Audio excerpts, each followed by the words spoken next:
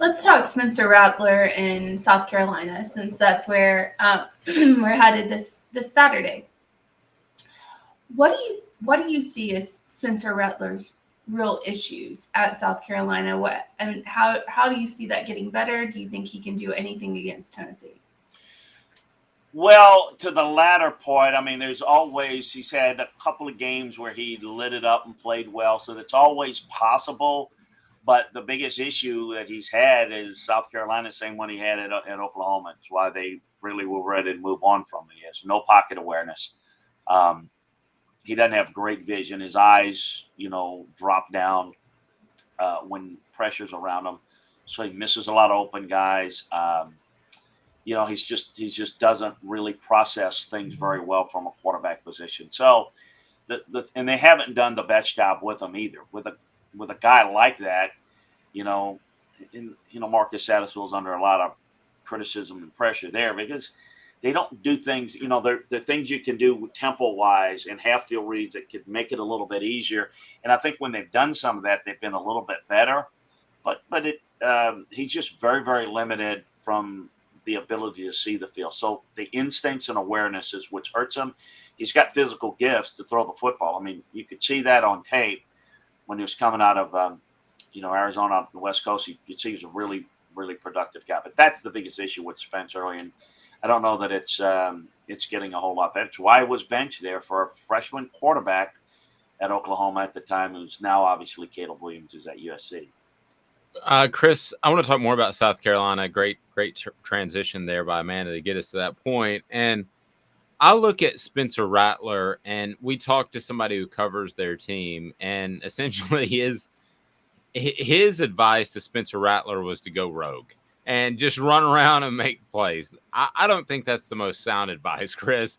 But that being said, could South Carolina do a better job of maximizing his ability? And the guy I think of is Jonathan Crompton at Tennessee. How the last half of his senior year, they rolled him out of the pocket. They made the reads a little bit more simple because he admittedly has said on this show that he had some confidence issues because of what happened before Lane Kiffin took over.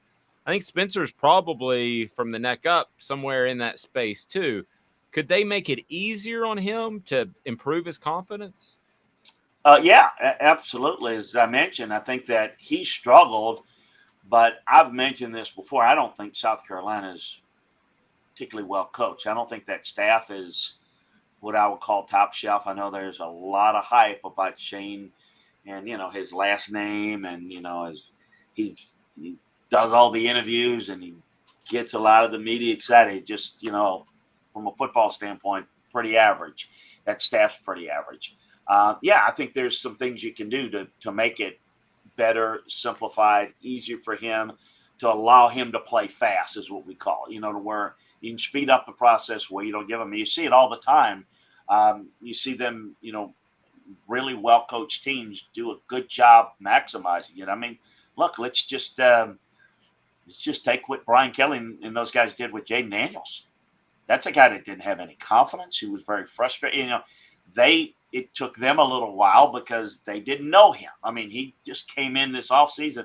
So it took 2-3 games, and then they started to change things. Now, Jaden Daniels is a much better athlete to run and escape. So, I think that Spencer can do some of that. But what they've got to do is they've got to really kind of free up his mind a little bit. And the last thing you want to do with a guy that doesn't have good instincts is throw a lot on his plate. And I think they've done a poor job with it. That's one of the things with coaching, and it's on my mind because involved in coaching searches this time of year and staffs and things. Coaching is about taking the talent that you have, and it's like being multiple in your thinking. It's about the ability, not only different ways to teach, but you've got to adjust things based upon your skill. And you've got to do that more than ever, because if you're going to get involved in the transfer portal, then you got to get those guys to play immediately. If you're going to be someone that is going to be at a developmental program where they don't expect you to win big, and I think you can make the case that South Carolina is one of those, that you can work recruiting, you've got to keep them in the system, and you've got to develop them in your system. But look, if you're going to be really tied to a system and that's all you can do, you better be superior talent-wise to everyone else you're playing. And that's not South Carolina. That's not a lot of places, quite frankly. So you got to be fungible. You've got to be ability to adapt and say, we're going to do a little bit more of this and a little bit more of that. And I think, that to me is what I think they're lacking. In addition to having some holes on the roster, I think that's kind of where they are. I think that's a developmental program personally. And I don't think they have I think they're limited in their ability to do that. So you're talking about Nebraska, those late 90s teams. They're going to run triple option. That's what they're going to do. Well, and they had superior talent, and it was Right. in a different era, and you didn't have guys transfer. And what they did is they used all their scholarships mostly on skill position guys, because what they did is they took all those big guys that in the walk-on program, and they had the best weight room program in the country. They brought them in, and they all pounded on them, got all the baby fat off to develop their strength, and they were redshirted. And then by the time they were redshirt juniors, they began to play. And by the time they were redshirt juniors, they were all All-Americans. And the other thing they had is, again, a different era. Look at the coaches on that staff. Their coordinators were there under Tom Osborne for one of them was there for 28 years. One of them was there for 22. Frank Solich was there for 23 years. That consistency, it just doesn't happen that way anymore. I guess the point I was making is even Peyton Manning could show up, and you're still going to run. I mean, the triple option is the triple. That's what they were going to run and recruit to. They absolutely did that. Absolutely. And Scott Frost, who was let go as a head coach, was outstanding with it. And Tommy Frazier was maybe the best at it. And you go back on and on. There's no question. Yeah, they would have not probably said no thank you to Peyton Manning in that time. They really weren't looking for those type of guys. You're correct. It was a run offense. It was a triple option offense. Something that really got my attention, it was a few weeks ago, maybe starting earlier at the season, when a reporter asked Shane Beamer about, I think, a defensive player or a defensive back or a position. And Shane simply was like, I don't know. I didn't watch that part. Yeah. That was very, very, very an awkward response to have to that question. Does that tell you anything about his coaching style? Do you remember? Because I don't remember that. Was that after a game or after a Monday press conference? I think it was after a game. Well, in his defense, after a game, you might not have seen it, because I'm going to just tell you, the view from the sideline is the worst one you can have. So you can't really see this or that. So if it was what happened to this guy on this play, normally what you see a coach will say, and this is to your point, say it, I'm going to have to look at that on tape because I didn't get a full view, and just kind of go with it that way. I'd be really alarmed if it was one of these Monday press conferences and he said, well, I don't know. Because at that point, I mean, my goodness, you're not only looking at the tape, and here's the big thing. These head coaches, they get into the meetings on Sunday with their coaches. It's usually a 1:00 meeting, and they'll sit there and go over each position group.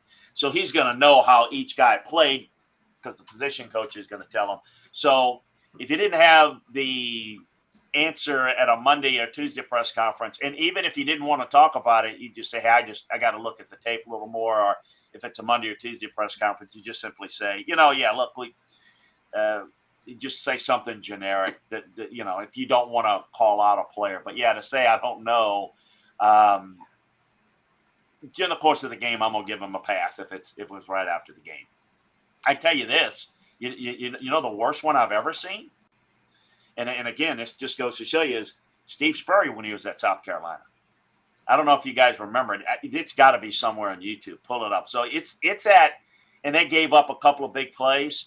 And somebody asked Steve Spurrier at the end of the game, what were you running that coverage? Well, I said, I don't know. And he tells the PR guy, go get him. And I forget who the defense. He brought in the defensive coordinator in front of everybody and said, well, And he said, so what we're running, man? Yeah, yeah, the one we got beat over the top, huh? Yeah, ran man. Yeah. All right, you can go. What? I mean, you talk about the ultimate jerk move, and the coordinators, just nice guy. Yes, sir. Yes, sir. That's my fault. Yes, sir. Yeah. That's one of the worst I've seen. I remember doing a national radio show that night on Fox after that, and I'm like, what an incredulous thing. And if that would have happened today with a little bit more social media, that would have been played over and over again. But there again, Steve was kind of, he could do whatever he wanted because he won enough, including at South Carolina. We had a question for you, and if you have a question for Chris, and we're going to talk a little bit of recruiting too, but time flies with Chris. Love visiting with him. Nugs says, do you agree with Coach Kelly and Stoops and Beamer that the way to stop Tennessee is to get your cleats in the ground? I got to be honest with you, I haven't heard this term used. I'm not entirely sure what it means. Well, cleats in the ground is you just got to get to the line. You've got to get to the defensively get set up quickly. Well, that's so it means you got to be. It means you got to be ready. You got to be ready. That's all it means. Meaning the term cleats in the ground comes from you can't be. You've got to literally have your cleats in the ground in a position in your starting technique. You can't be making adjustments and then at the snap of the ball, then you're getting in. But that's not a scheme, to our caller or poster. That's not a scheme. That is generic. Of course, you've got to get ready for the snap.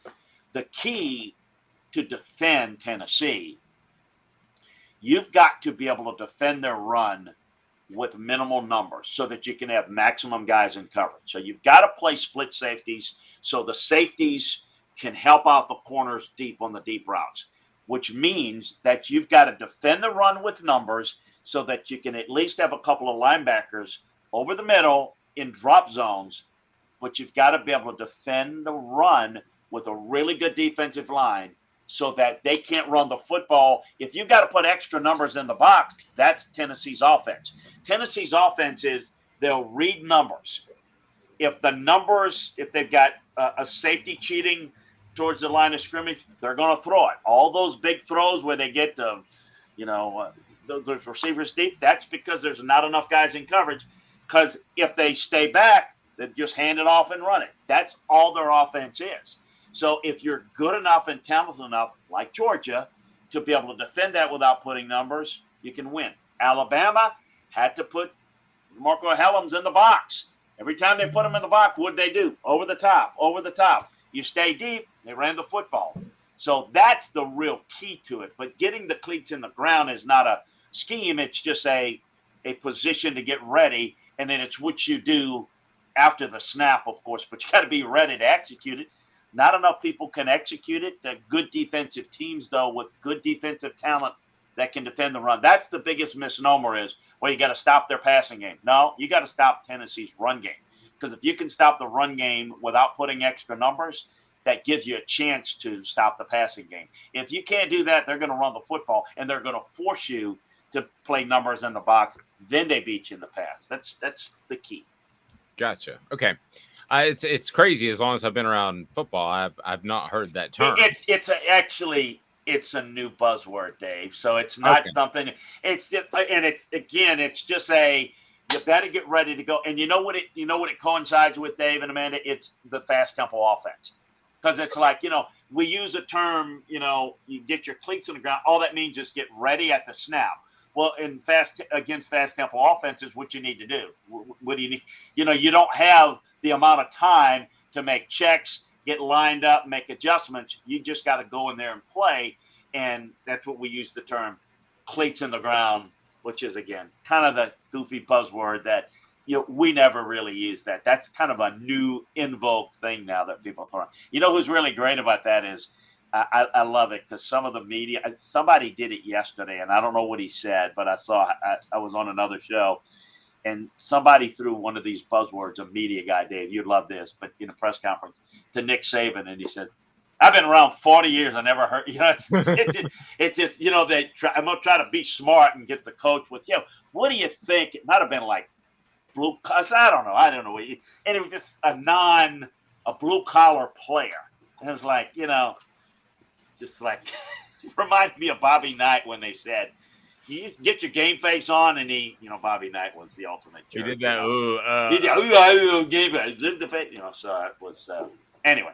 I can remember a young reporter one time asking, "So what's the game plan for Georgia?"